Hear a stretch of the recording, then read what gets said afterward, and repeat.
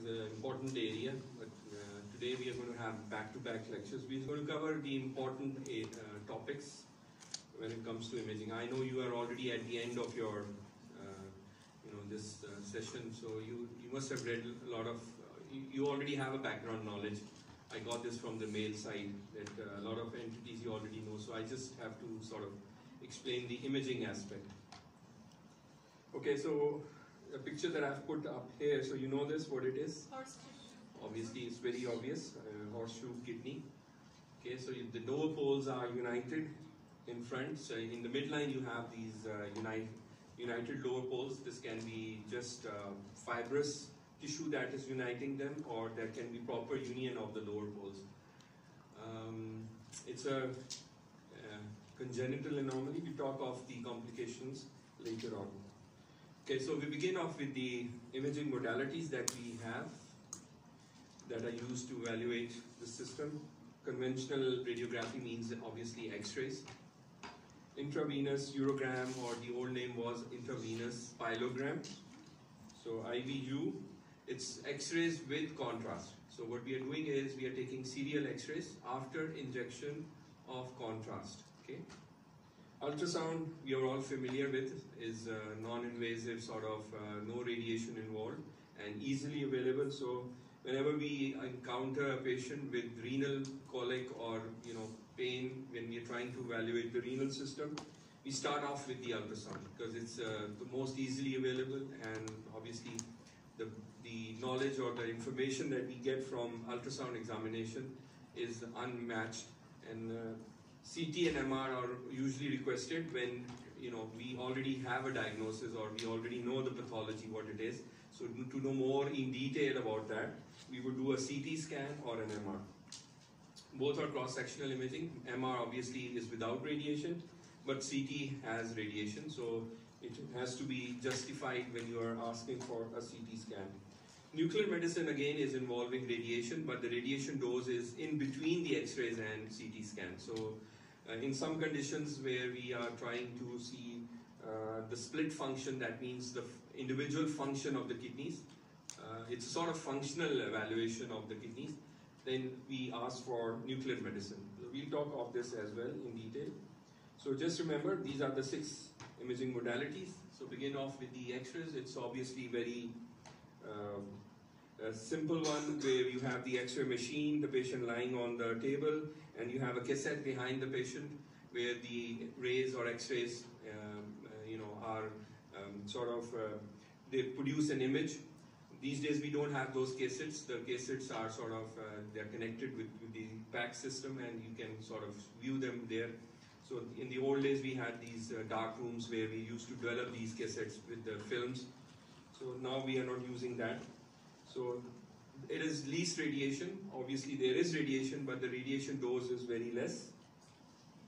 And it is the investigation when it comes to radiopaque stones. So the only thing that we are looking for when it comes to renal system is the usefulness when it comes to radiopaque stone. By the way, how much % stones are radiopaque in the renal system? Do you know of any radiolucent stones? Uric acid, cysteine, xanthine stones are considered as radiolucent stones. So the radiolucent stones would not appear on X-rays. So what to do with these stones? Which imaging would be useful to evaluate these stones? Ultrasound and CT. Okay, so when you are looking for radiolucent stones, like uric acid stones, you should not be doing X-rays. Okay, so when it comes to X-ray, we need to have adequate preparation. What do you understand by preparation? If it needs contrast, we administer contrast. Mm-hmm. If the patient has allergies to contrast, it should be stated. Preparation doesn't come into that. It's a sort of requisite for the study that it's indicated or contraindicated. Preparation is something like if you want to do a study, you'll ask the patient to do something before that. You drink a lot of water? Not particularly. Why would we need a lot of water? In the case of ultrasound, we need a lot of water. Okay, that is separate. But what about X-rays or IVP? Uh, Why do you need a preparation in an X-ray? we don't. We ask the patients not to eat them. Okay, so now you got little idea. We don't want, you see this is retroperitoneal structures. The kidneys are lying behind. So you have the bowel lying in front. Okay, so you don't want something obscuring the renal areas. So you see this X-ray, very little gas shadows or very little bowel content. So we don't want the bowel content to overlie the renal areas or the ureters, because then you will not be able to pick up the radiolucent or radiopaque stones. Then you will not be able to see those stones. So that is why we ask the patient to come overnight fasting.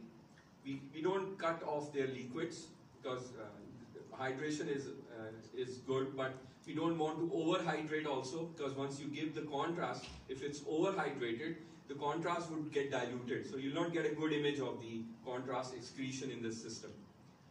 The other thing would, if the patient is chronically constipated, then obviously just asking him to be overnight fasting would not help. Then we ask these patients to take Dulcolex tablets. Okay, laxatives, like 6 tablets of Dulcolex overnight. And then in the morning we ask them to take fleet enema, which is just few hours before the exam, so that the colon is cleansed and you don't have the retained fecal matter which can obscure the X-rays. Okay, so by preparation we want actually clean bowel. Okay, then obviously the radiopaque stones would be visible. Now if you look at this X-ray, where would the renal areas be? It will be just at the level of L1, L2 and L3. Okay, so the kidney would be lying just lateral to it. So actually this is where the kidney should be, and this is where the other kidney should be. These triangular shadows are the psoas muscles. This triangular shadow here and this triangular shadow here is the psoas muscle. This shadow that you see is the lower edge of the liver on the right side. Okay. Similarly, if you have this edge here, this is the spleen. Okay. So kidneys are going to be lying at the level of from L1 to L3. So you'll see the kidney lying in the paraspinal location here and here. So any radiopaque shadow here would be the renal stone. Okay, or it can be in the line of ureter, or if it lies in the pelvis, then it means it's in line, the stone is lying inside the urinary bladder. Okay, so IVU. IVU, as I've told you, it's same X-rays, but we give contrast, and then we do serial films, like after 5 minutes, 10 minutes, and then we double it with 20 minutes. If you don't see the kidney excretion at 20 minutes, then we double it again at 40 minutes. So it's sort of doubling time to see the kidney, and it's a sort of functional study. So once you give contrast, you'll see that the kidneys are functioning or not. If the kidney is normally functioning, it will start excreting the contrast, and then you will see it after 5 to 10 minutes in the collecting system. If the kidney is not functioning, then the contrast would be retained there. The kidney would not excrete the contrast, and it would get denser over a period of time. So it will be retained in the nephrons there. So we'll see examples of this. But the problem with this is the radiation dose. So obviously when you are doing serial X-rays, the radiation dose goes up. So you can go up to 3 millisievert. If you're doing a CT scan, the dose can go up to 20 millisievert. So you can understand how much radiation is involved in CT scan once you've done a CT scan of the abdomen. So it can be 5 times more radiation dose as compared to IVU or these X-rays. Now IVU is an old sort of investigation these days. These were, at my time when I was the resident, we were doing around say 10 per day. Now we do it 1 or 2 per month. You understand? So a lot of new imaging modalities, since they are now available, so we don't usually, the clinicians at that time were trained with the IVUs. Now the urologists, they don't ask for these studies because we already have low radiation dose CTs and we have these MRs that are available. So it's a sort of dying modality. We don't usually do that frequently, but still it's being done, so we need to know a little bit more about it. So it's not completely... Okay, so what happened here? It's resting, I guess. Okay. Okay, so another thing that is mentioned here is fasting for 4 to 6 hours with good hydration. So why do we need fasting for 4 to 6 hours if we are to give contrast? For the bowel to be clear. For the? Bowel to be clear. Because the blood is going to be diverted to the digestive system. Okay, so little bit common sense. Since the patient is lying, okay, and if you remember, the contrast that we inject is, what contrast do we inject? Iodine. So remember, the iodine at times can have reactions. Okay, so they can be hypersensitivity reactions, and the person who is injected with contrast can at times develop vomiting and retching. Okay, so if he's lying on the table and you've injected contrast, so what would happen? If he vomits there, he can aspirate. So we don't want that to happen. So that is why we ask them to come little fasting for 4 to 5 hours, so that there's nothing in the stomach, so that he doesn't aspirate or vomit out while we have injected the contrast. By the way, the contrast that we are using these days are much more safer than we were using earlier on. Previously, we were using ionic contrast. Nowadays, these are non-ionic contrasts. They do have iodine, but remember, the osmolality is now very much similar to the blood. So isoosmolar. So these contrasts have same osmolality as the blood. So very little chances of reaction after contrast. But still, you cannot say that. You still have to ask for the cases where you have to foresee the reactions. I'll talk of the conditions where you need to know when not to give IV contrast. Okay, so this is a film of IVU. If you look at it, you see the same areas. You are not able to see the collecting system, but once you give the contrast, you are able to see the calyces, the renal pelvis, the ureter on both sides, and the bladder. So once you give the contrast, you can sort of visualize the collecting system. In this case, both kidneys are functioning normally, so both of them have excreted the contrast at the same time. Okay? If one of the kidney is not functioning, you will not see the excretion. So you'll just see excretion on one side. So it's a sort of functional evaluation. Now what else can we do? We can look for any obstruction, like if there's a stone anywhere in the ureter, the contrast would be held up here, so you would see upstream dilatation, so that is known as hydroureter or hydronephrosis. So if there's an obstruction here or anywhere in the collecting system, proximally there would be dilatation. You can also look for renal or bladder mass, like if you have a filling defect inside any of the collecting system, you can pick that up. Then you would also look for congenital anomalies. I'll talk or show you the common ones later. It is good for evaluating the collecting system and radio-opaque stones. We've talked of the radio-opaque stones. We know that the radio-opaque stones are only picked up on X-rays. Now what about the contraindications when not to give contrast? One is renal impairment. Why do we not give contrast iodine in renal impairment?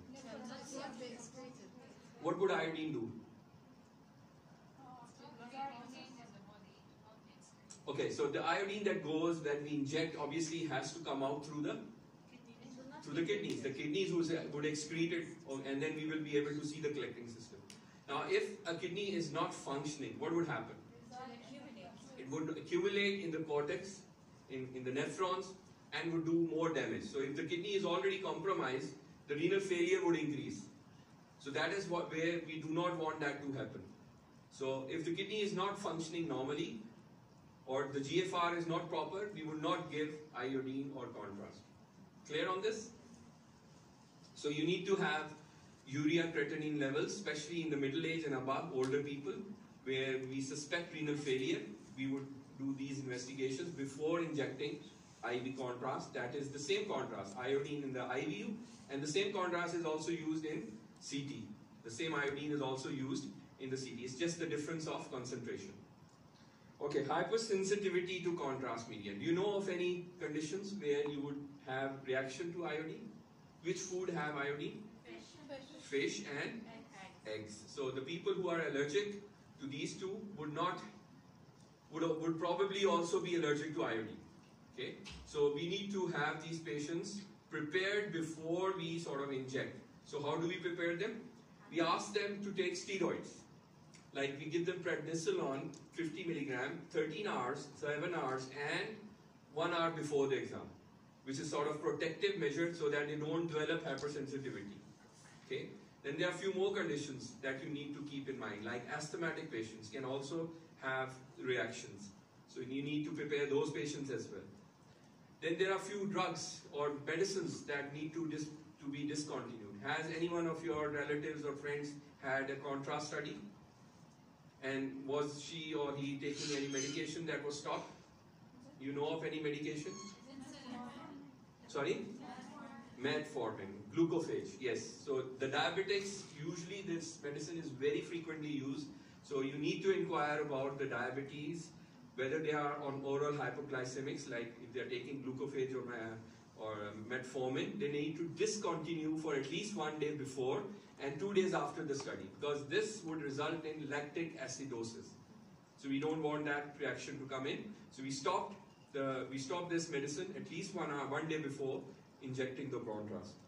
Now there are few more conditions like people with hyperthyroidism or with patients like papillary carcinoma of thyroid who are being treated with iodine therapy. So though if we inject iodine, that can interfere with the treatment, the iodine therapy.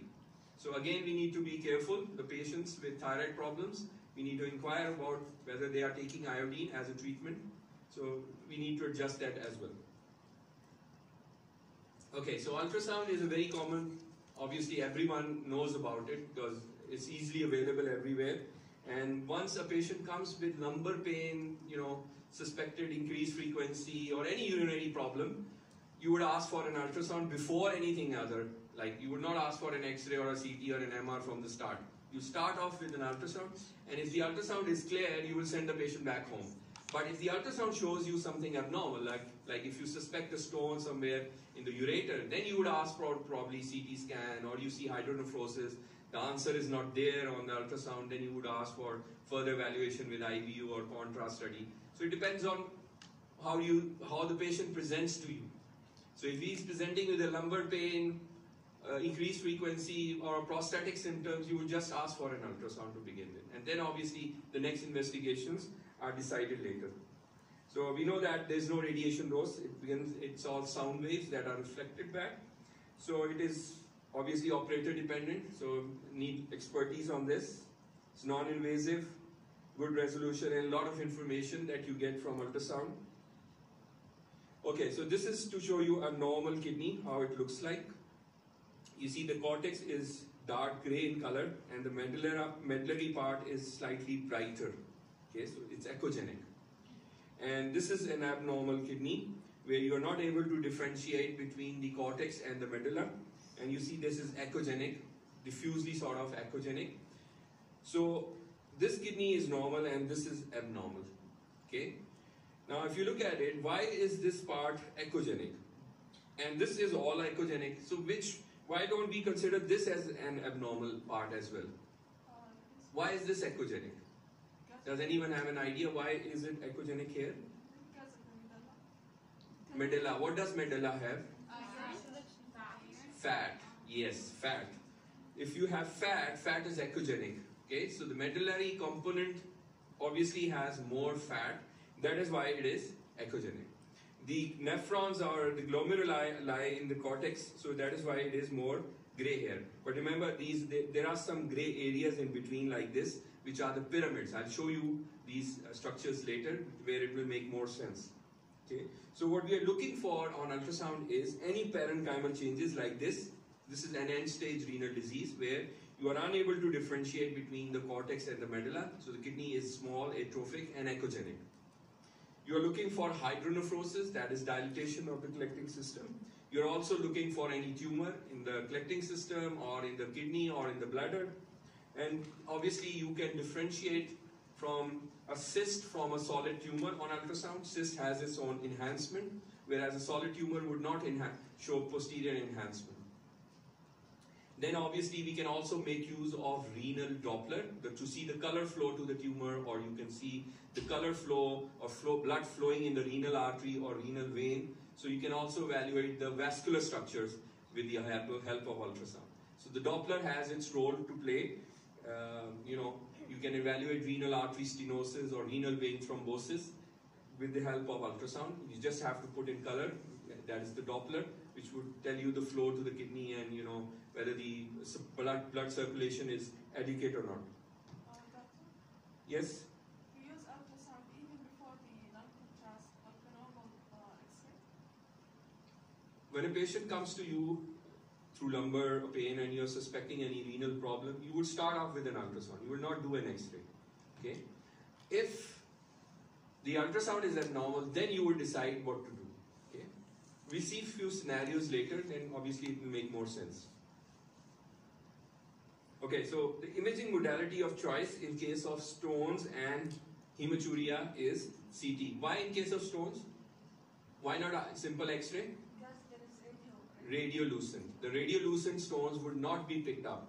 CT can detect all stones, okay? Because it depends on the attenuation of the tissues, the Hounsfield units. So you change the Hounsfield units, the stone would appear different from the surrounding structures. So even radiolucent stones have their own Hounsfield units. So that is why you are able to see them. But problem is it is costly, more radiation dose, but the advantage is it is fast. So the fast has a role in cases of trauma patients. Okay?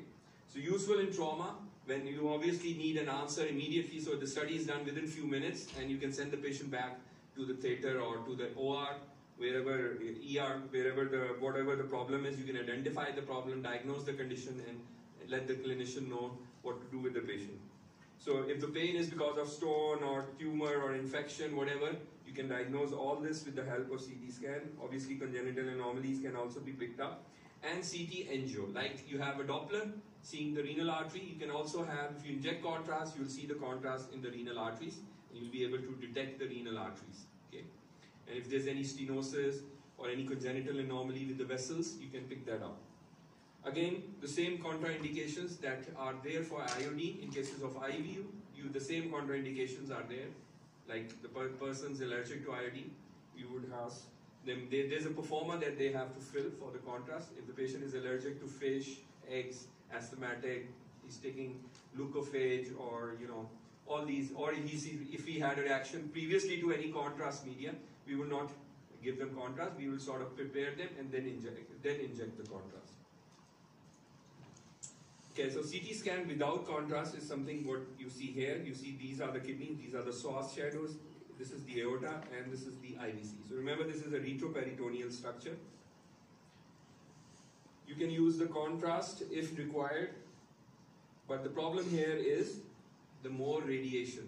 As I've told you, it's 5 times more than IVU, so you need to be very clear when to do a CT scan. It is obviously better to start off with an ultrasound. MR also gives you more or less the same information, but when it comes to picking up small stones, as you know, stones, the calcium, it is not good at picking up calcium because it appears low signal on all sequences. So small stones can be sort of picked up, can be missed out on MRI.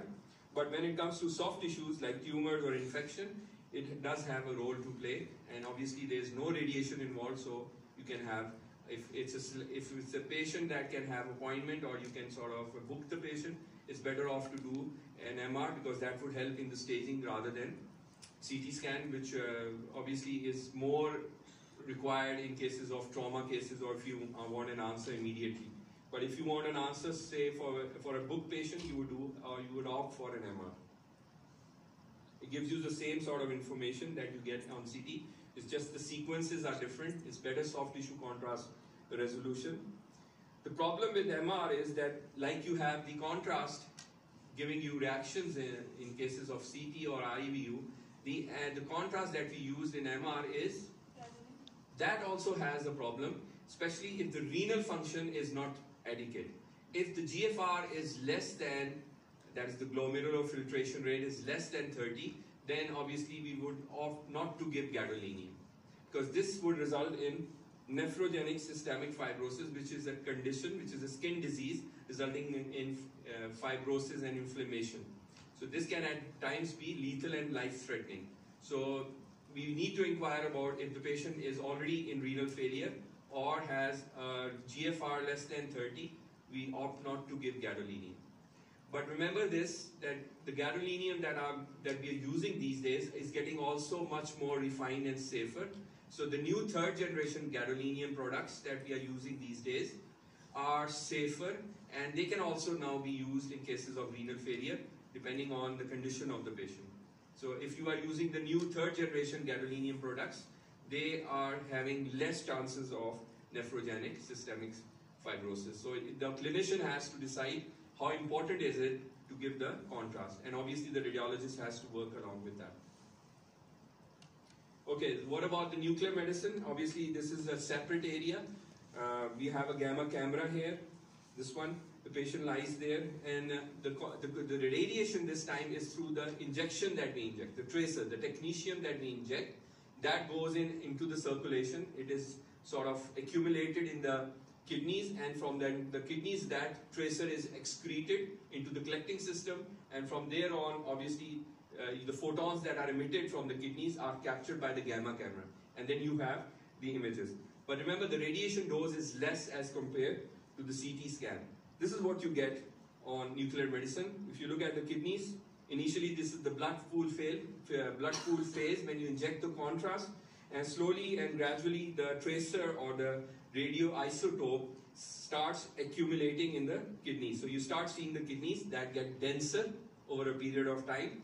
As the tracer comes out or is excreted, then the density reduces, and you would see this tracer accumulating inside the collecting system, like you start seeing it in the urinary bladder. So the tracer is excreted out of the kidneys, and then it starts accumulating in the collecting system. Now, if there is a problem with any of the kidney, the tracer would not be excreted, and it would be retained inside that kidney.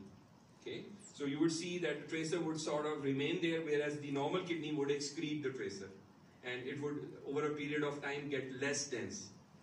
Now, this is a good ability of this study, because this tells you the function of the kidney. So if the kidney, for example, right kidney is 60% functional and the left is 40% functional, so you can have these curves, like you see them here. So what happens is, when you inject the tracer, the curve would accumulate. As the tracer accumulates in the kidney, the photons that are emitted would tell you that the tracer is accumulating, so the curve would go up.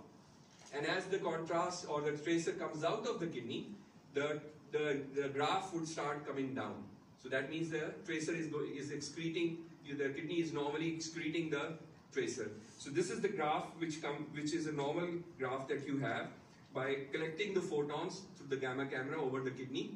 So for example, this right kidney is in the blood pool phase, takes up the contrast or the tracer, and as it is excreted, the tracer comes down and the graph goes down like this. If there is abnormality or retention of the tracer, the graph, instead of coming down, would remain in a plateau form. So it will continue to go straight up like this. So that tells you that the kidney is unable to excrete the tracer. So it's being retained inside the kidney. So then in those cases, the graph would be something like this. So it will keep on rising and go up in a plateau form. Okay. So the advantage here then tells you, like, you are able to tell, okay, this kidney is functioning only 60%, this is 40%. So then the surgeon would be able to know when to operate and which to operate first. Because they want to know which kidney to save first, which is more beneficial to operate on. Okay. So this is a functional study. You can also have few more traces like DMSA. This is DTP or MAC study. We have different traces. You can also check for the scarring of the kidney. Okay. So we don't want to go into that much detail, but just remember, like the other studies, nuclear medicine also has a role. It can detect the functional image aspect and can also tell you whether there is scarring or congenital anomalies. If the kidney is absent, you want to detect any renal tissue anywhere in ectopic site, you can ask for this, because this gamma camera is going to cover everything. So any place where there would be renal tissue, you will be able to pick that up. Doctor, how much time does this modality take? How much? Time. It depends on, the renal studies usually take around 1.5 to 2 hours. Because the photons that are emitted, obviously, it takes time to excrete. Okay. Usually the studies is completed within 1.5 to 2 hours, once the kidney is able to excrete the entire tracer. Doctor? Yes? So you said this helps us choose which kidney to save first, right? Yeah, because we want to know the functional aspect. Because the imaging, like ultrasound, doesn't tell you which kidney is functioning. Like you cannot know whether the kidney is excreting contrast or what is the function. Okay, so the functional aspect is covered by nuclear and the IVU. You understand? The IVU, once you inject contrast, You are able to tell after 5 minutes, okay, this kidney is normally excreting, this is not functioning, this is obstructed, so the contrast would not be excreted. The same holds here also in the nuclear studies. But do we save, so for example, if we have a kidney that's damaged and only 60% is still working, and then another one that's 40% working, do we save the 60? No, it depends on the graph, what the problem is. Like if the kidney is not functioning because of infection, you'll obviously treat the infection. If the kidney is not functioning because of some obstruction or because of stone, you'll obviously relieve the obstruction. So it depends on what the condition is.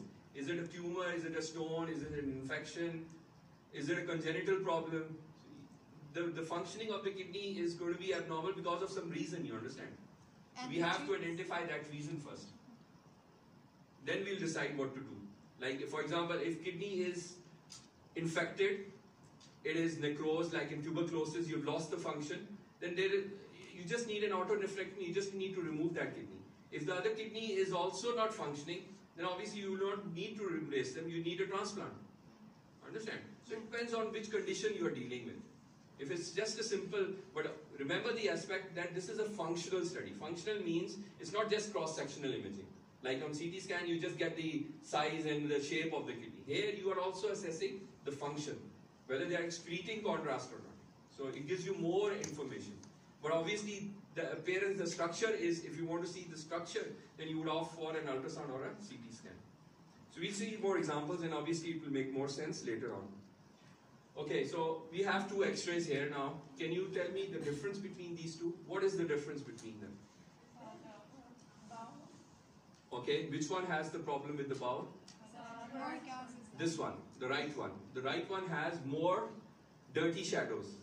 Or you can call this retained fecal matter inside the ascending colon and the transverse colon. So what is it doing? It's sort of obscuring the renal areas. You see, the renal areas here are neat and clean, but here the gas shadows are overlying.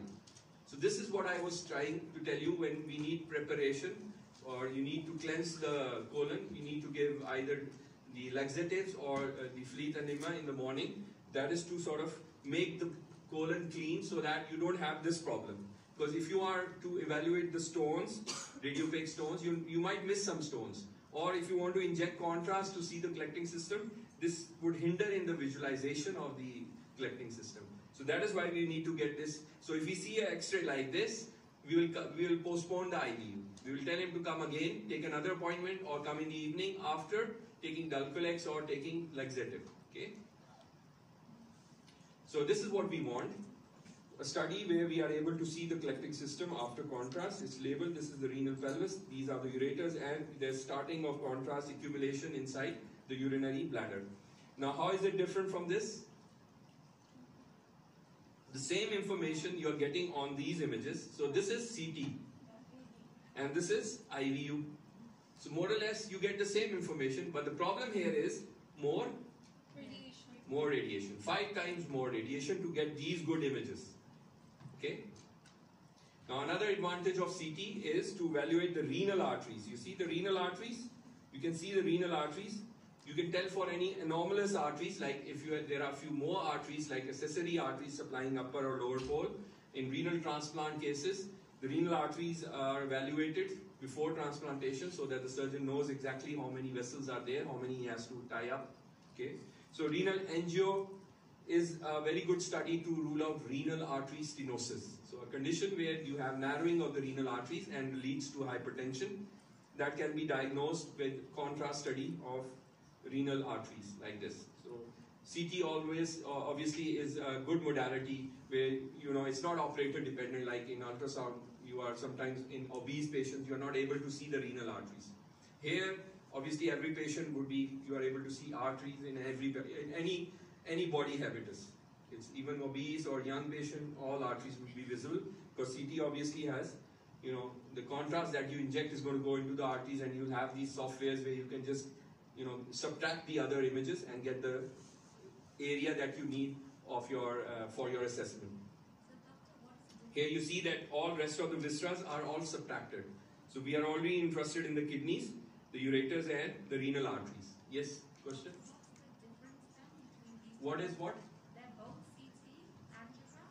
Yeah, they're both. This is just, volume rendered image, this is the CT feature where we can put in color. That is the same thing. Okay, that's without color. Okay, so we talked of the renal cortex and the medulla. This yellow areas are where the fat is. That is why you see the kidney which is echogenic in the center part. So that is why the medulla is white here. Now if you look carefully, there are also these pyramids, these triangular shaped areas, the pyramids and the papilla. So they appear a little darker compared to the rest of the cortex. These papillas are, pyramids are much better seen here. So if you look at these 4 different types of kidneys, the first one is what a normal kidney should look like. Why do we know this is normal? Because the size is normal. You see the corticomedullary differentiation. You are able to see the pyramids. But as the disease progresses, especially the hypertensive patients or diabetic patients, the chronic disease process, it can have its effect on the kidney.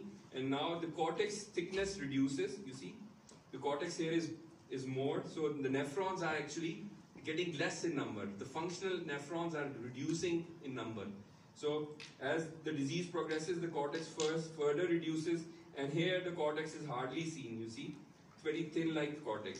So this is a normal kidney, normal size, but what about this kidney? Small in size, shrunken, echogenic, bright kidney, very poor differentiation between the cortex and the medulla. So this is an end-stage disease with the patient requiring renal transplantation.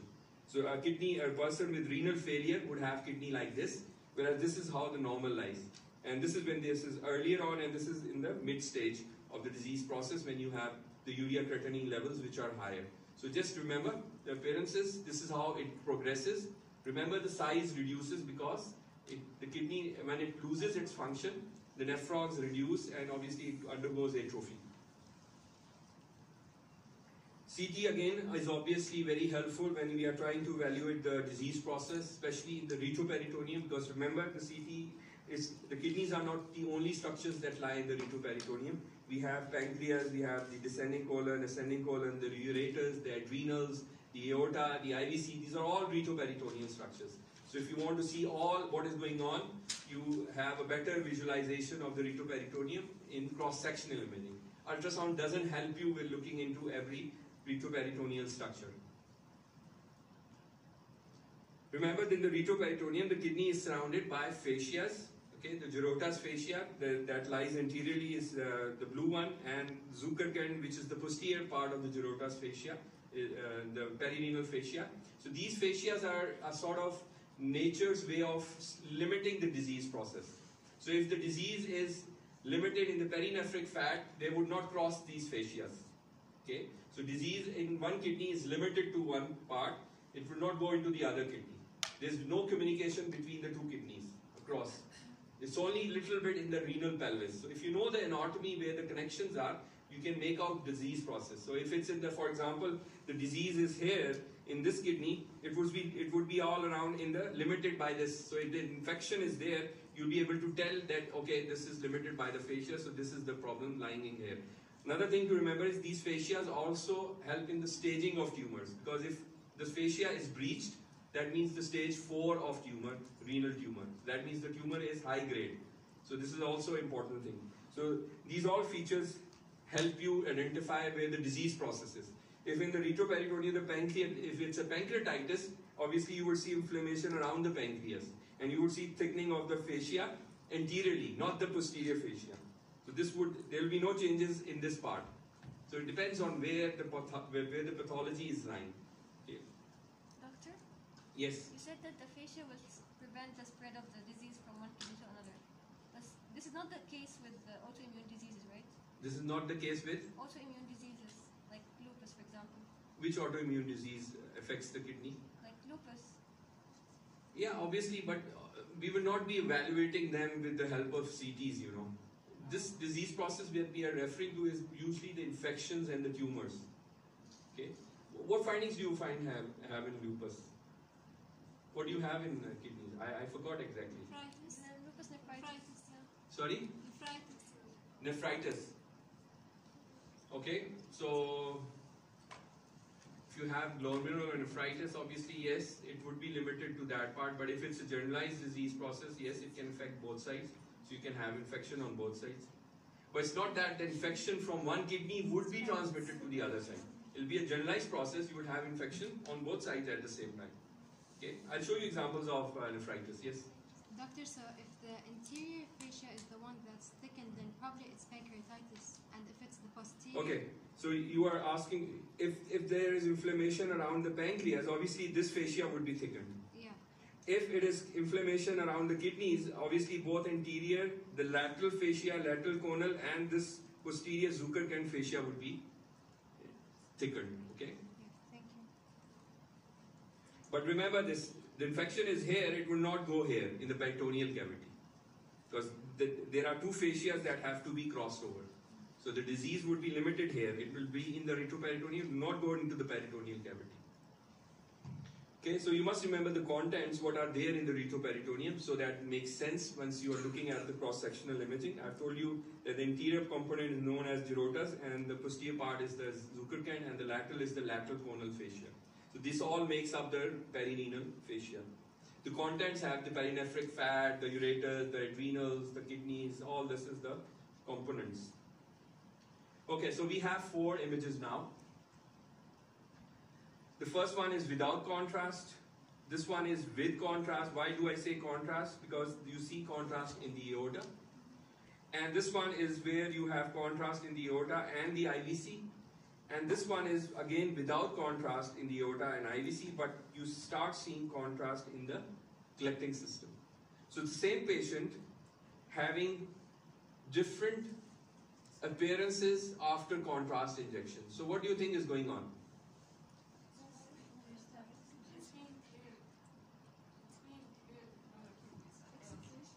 Okay, so she's saying that this is different, it's the same patient, but we have different phases of taking the imaging. This is when we injected contrast in the arterial phase, okay? This is little later when the contrast from arterial also went into the venous system. And this is when the contrast from the kidneys has started to come into the collecting system, okay? So remember, this is plain study. This is usually done to look for stones. This is known as corticomedullary phase study. The timing for this is from 30 to 90 seconds. Okay, from 30 to 90 seconds. If you're doing it in between this, it is corticomedullary. So if you look at the cortex, you are able to differentiate cortex from the medulla here. So that is why we call it as corticomedullary phase. There is no contrast in the venous system. This one is little delayed after 90 seconds, from 90 to 3 minutes. So that is 180 seconds. So remember this, 1.5 minute up till 1.5 minute, it is corticomedullary phase. From 1.5 minute to 3 minutes, it's nephrographic phase, when the contrast also goes into the venous system. So now if you look at it, it's in the aorta, in the IVC, and the cortex and medulla both appear white. Okay, so this is the best phase to look for any renal tumor. This is the best phase to look for any arterial abnormality, like renal artery stenosis or renal AV malformation. That is the best phase to look for. This is the best phase to look for any stone, because that would appear bright. And this is the best phase to look for any abnormality in the collecting system, like if there is any tumor, transitional cell carcinoma in the collecting system, that would appear in this phase. That would appear as a filling defect in the collecting system. So you see 4 different timings. One at 1.5 minute, this is till 3 minutes, and this is after 3 minutes. So it can go up to 10 minutes. After 3 minutes, the kidney starts excreting contrast, so you'll have the nephrographic or excretory phase, excretory phase or pylographic phase. So this is all the timings after contrast we want to do, or we are trying to evaluate what we are looking for. If we are looking for renal masses, this is the study. If we are looking for stones, this is the study. If we are looking for any arterial abnormality, this is the study. Any vascular tumor which is taking up contrast, we'll do the arterial study. If we are looking for any collection collective system abnormality, the renal collecting system abnormality like transitional cell carcinoma or anything inside the collecting system like a stone or any other obstructing tumor, then this is the phase 2. So these are all the phases that you must know of. It's just the timing of the contrast. You examine the patient, you scan it again just after the exact time. The same information you can also have with the gadolinium. So you do the different study of MR after timing. So you can have the same corticomedullary phase, nephrographic phase, and excretory phase with the contrast that you inject in the MR. So the same information also you can get with MR. Okay, so this was just to give you a broad idea, a basics. Now let's come to the clinical aspect. Now, what are we dealing with? What do we see in the routine practice? So this is what we see in the routine practice. We see stones, we see infection, we see sometimes congenital anomalies, we see renal masses, that is tumors, and so in trauma settings we see renal lacerations or renal injuries. And sometimes, since we are talking of the genitourinary system, we'll see a few common things that are probably not related to the kidneys. Okay, so we'll divide today's second part of the lecture into this 6 areas, and we see examples so that we know what we are dealing with. So we start off with the first case, left flank pain, hematuria. It says no fever, normal WBC. So infection is out. This patient has left renal pain and hematuria. So what do you think is going on? A stone. Okay, so a patient has stone, he would have pain and would have hematuria. So this is the X-ray of the patient.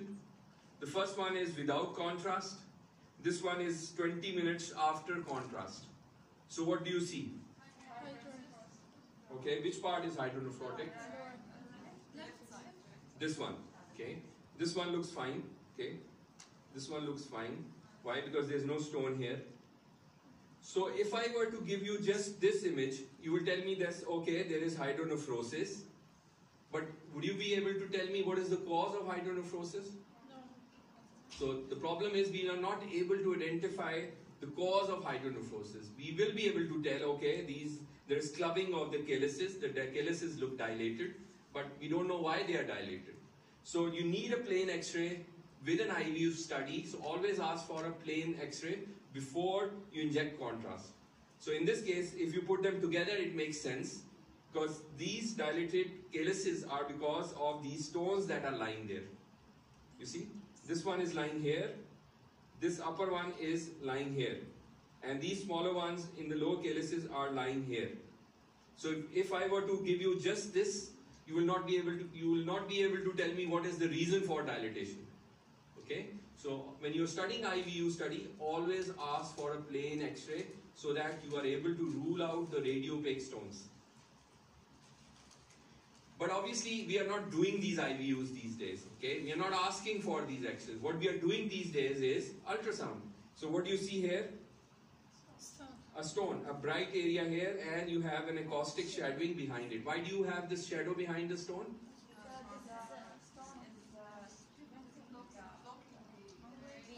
Because the sound waves would not be able to traverse the stone. They will be reflected back. So that is why you would have a dirty acoustic shadowing behind the stone. So remember, not everything echogenic in the kidney is a stone. You must have a dirty shadow behind the stone to call it a stone. Like the echogenic would be fat also. Okay? Like you saw in the medulla. That fat is also echogenic. So if you see something echogenic in the medulla or in the collecting system, you need to have this shadow with it. The same holds here this is a urinary bladder, and you see these two stones and you have acoustic shadowing behind them. Okay? Remember, on ultrasound for a stone, to call it a stone, you must see a dirty shadow behind it. Because the sound waves would not be able to cross the stone part. Okay? Now, the same once you see on CT, you will see a stone here and you are able to see the dilatation of the collecting system. The same, another stone lying in the urinary bladder with the fluid around it. So you start off with an ultrasound and then accordingly you decide whether you want a CT scan or you want to evaluate it with MR, depending on what the condition is. The patient is on renal failure, then you might not even give contrast. Now remember the stones, I told you, the ones that are radiolucent are picked up on CT. Otherwise, the other ones are radiopaque, like these are in the pelvis. So why these are so rounded and big in size? Why not small stones in the bladder? How do these stones get so large in the bladder? Do you have any idea? Why not small stones? They've been there a long time. Yes. Why? Because the urinary bladder is a reservoir. So over a period of time, there's deposition of these salts. The calcium comes and keeps on depositing. So these stones become very round, fluffy, you know. So you see as if they are lying, these are big balls lying there. Sometimes they can be 5 centimeter in size. You know, they are very big balls that come out. So remember, these patients have increased frequency because these stones are sort of irritating the bladder mucosa. Now this is another bladder where you have calcification in the wall of the urinary bladder. So this is a condition known as schistosomiasis. Have you heard of it? Yes. A parasitic infection. It's more in the South African or African countries where you know, the snails are white. I think freshwater snails transmit them into the humans. So you can have the chronic infection would result in calcification of the urinary bladder. So the whole wall gets calcified. This is how it looks like on CT scan. Okay. So this is just to show you the different types of stone. Usually these are calcium oxalate and calcium carbonate. You can also have phosphate, you know, the other compositions with the calcium. So as long as they have calcium component, they become radiopaque. Otherwise they are radiolucent. Okay, so this is how the normal kidney looks like. I've shown you this image before. The pyramid, the medulla has fat.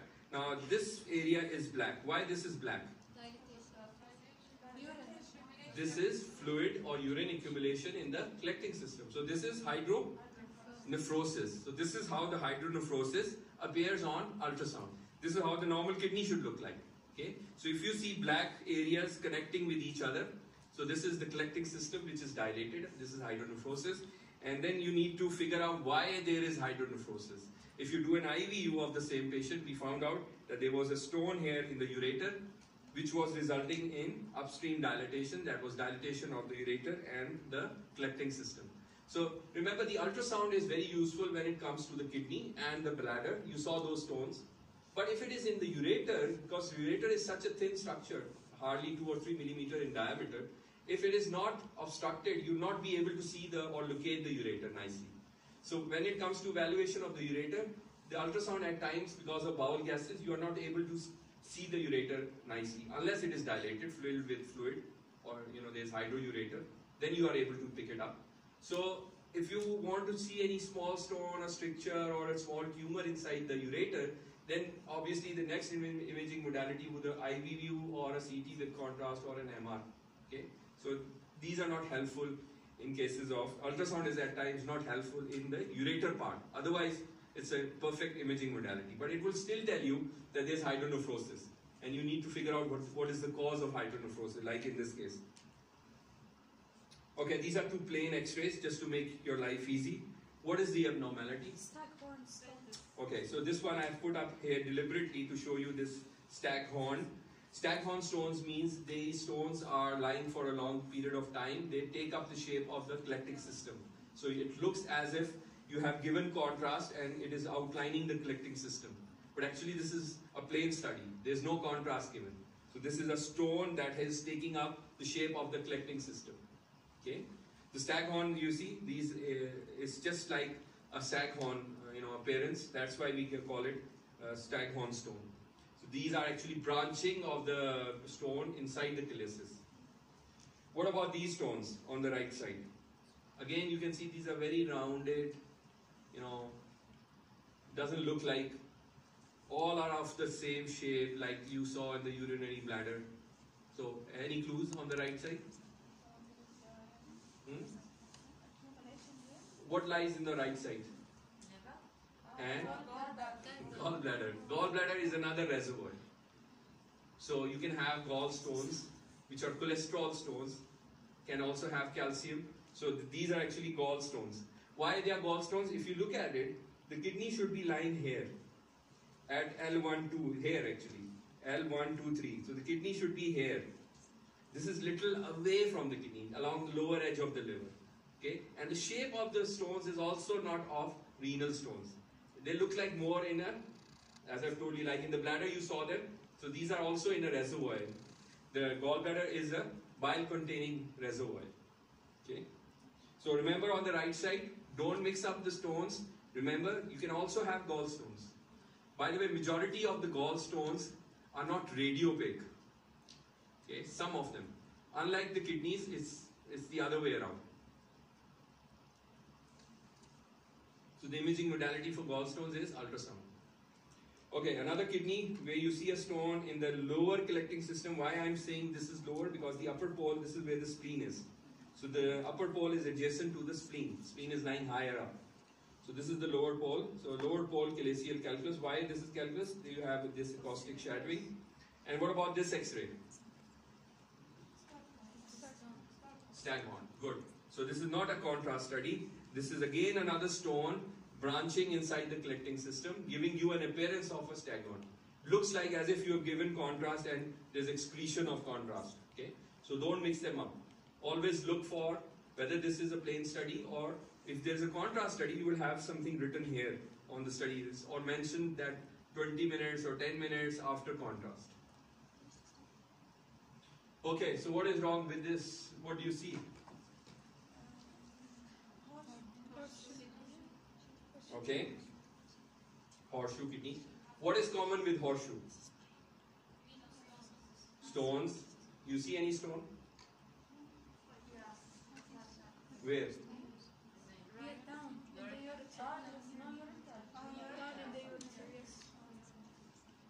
So what is going on? You have a stone. You have a stone. So in the ureter. So what is it doing up?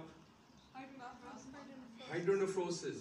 So the left kidney is hydronephrotic. Why? Because this ureter is obstructed. So this is a chronic sort of process. Now you don't see any kidney on this side. You see a normal kidney on the other side. This is how the cortex looks like on the right side. So the right part of the kidney is fine. Why? Because this one has a normal ureter. But this one is abnormal. Why? Because this is an obstructing stone which has been there for some time. Now this kidney has lost its function. You remember, if it's an acute obstruction, the kidney would swell up. If you don't relieve the obstruction, the kidney would undergo atrophy. So the cortex would disappear over a period of time. So this is what has happened now. Now all that you see here is the dilated collecting system. There's hardly any cortex remaining. If you see a little bit of cortex tissue here, which is enhancing in between. So the left kidney is actually hydronephrotic. The left part of the horseshoe kidney is hydronephrotic. The reason being the stone which is lying there. Clear on this? So makes sense. In horseshoe kidneys, the drainage pathway is little different. So these people are more prone to develop stones. And once these stones get obstructed, then obviously the changes would appear in the kidney. So this is a perfect example where the left part of the kidney is gone and the right is still functioning because the left ureter is functioning. Okay. Okay, so this was just to give you an idea about stones. Let's talk of fever and high WBC. So what we are dealing with? Infection. So pyelonephritis, you were asking about pyelonephritis. This is focal pyelonephritis. Some part of the kidney is echogenic on ultrasound. Once you give contrast, you see there is this part which is not taking up contrast. Compare it with the rest of the cortex. This is, by the way, which phase of the contrast study?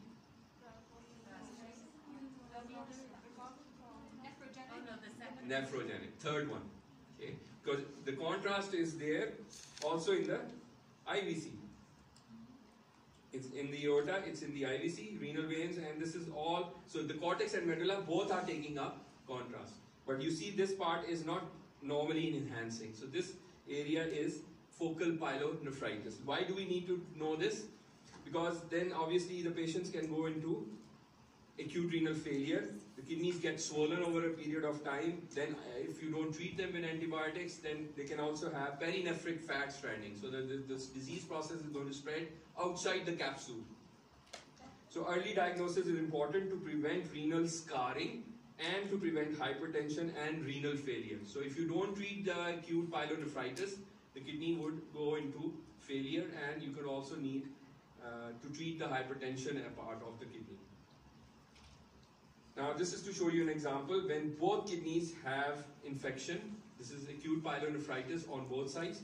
Look at both kidneys are swollen and they have this striated sort of pattern. This is known as striated nephrogram. Okay, so if you see this triangular sort of striations in both kidneys and the kidneys are larger in size, suspect pyelonephritis on both sides. So this was when if you have lupus affecting both kidneys, then you can have an appearance something like this. And if you don't treat the pyelonephritis, the chronic condition comes in when the kidneys lose the cortex. Now you see the kidneys are small in size and have irregular bumpy margins. You see these bumpy margins here as if the cortex is sort of taken out from this part. So this is known as scarring or scarred kidney. So the kidney, once it goes into scarring, it is irreversible. And in the next stage would be renal failure and hypertension with the renal failure. So we don't want this to come in. We want to treat it here where it is reversible.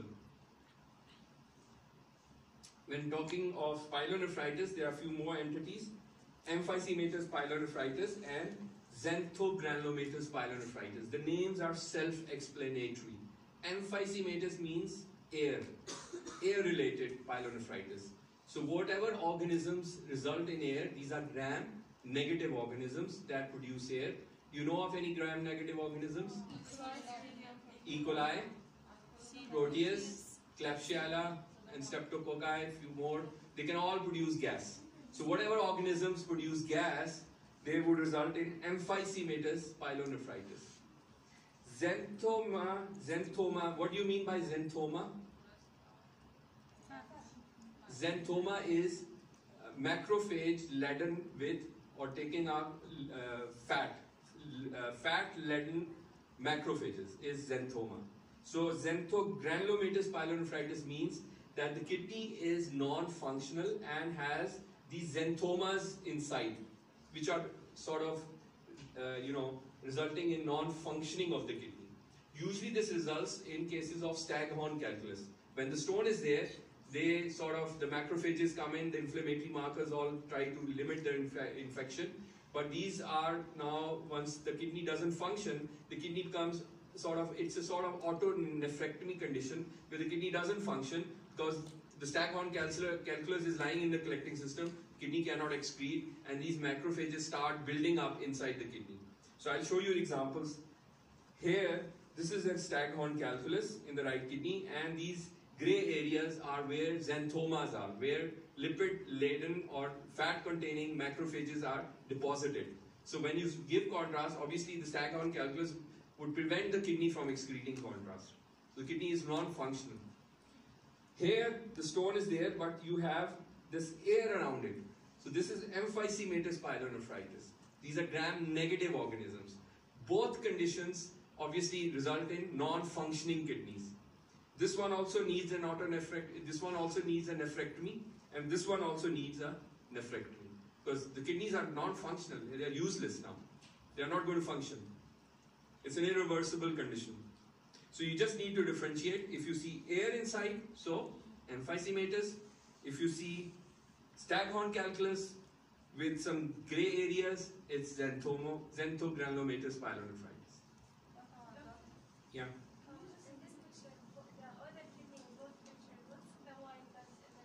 This one, this is normal excretion of contrast. This is normal excretion of contrast in the collecting system.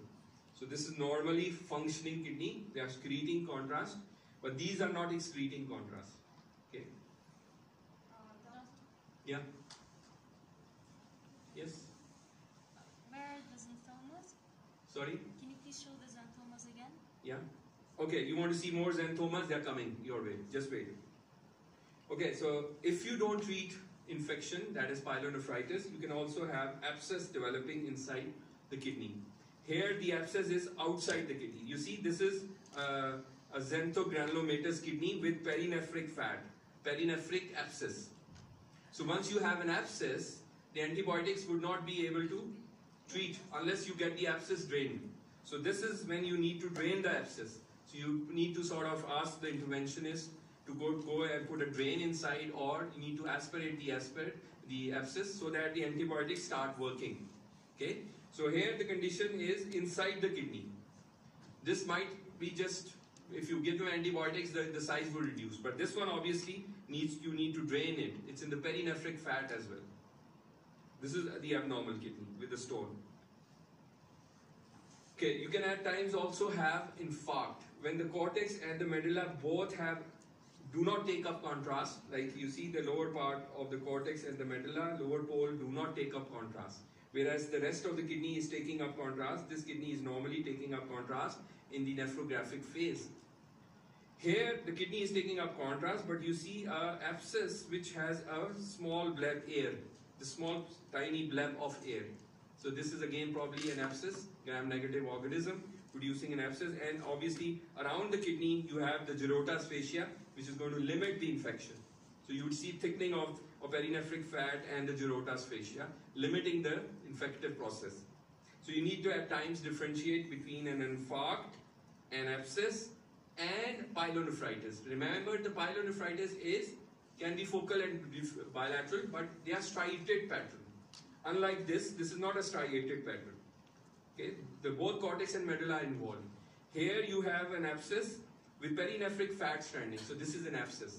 So you have to differentiate between these three conditions: abscess, infarct, and pyelonephritis. This is what? So abscesses can be in xanthomas and It can be anywhere. It can be in the kidney. It can be outside the kidney. So as long as it fulfills the criteria, the abscess would have a thick wall around it and would have the fat stranding around it. Okay. so it can be both in Yes, abscess can develop anywhere. when it's an air, that's If it's in air, then it is more likely to be a gram-negative organism. and if there's a staghorn calculus, that's more to be If it is a staghorn calculus and the kidney is not taking up contrast, it's a non-functional kidney, it is more likely to be a xanthogranulomatous pyelonephritis. Okay, so what is this? Who wanted to see more examples of xanthogranulomatous pyelonephritis? So these are both the same. Why these are xanthogranulomatous? Let me just explain. You see there is a staghorn calculus, and these are the low areas of xanthomas where you have lipid-laden macrophages, low areas, and you see these low areas, they do not take up. If you inject contrast, this would not take up contrast. Again, another example, this normal kidney is taking up contrast, but what about this kidney? It's not taking up contrast. There is a staghorn here, and you have these lipid-laden dilated areas, which are xanthomas. It gives you a paw-like appearance, bear paw appearance. So if you remember the bear paw, it gives you a appearance of a paw of a bear. Okay, so that's another clue to call them xanthogranulomatous. So three things to remember: a staghorn calculus, non-enhancing, non-functional kidney, and few low areas inside that do not take up contrast. So this would be perfect for the picture of xanthogranulomatous.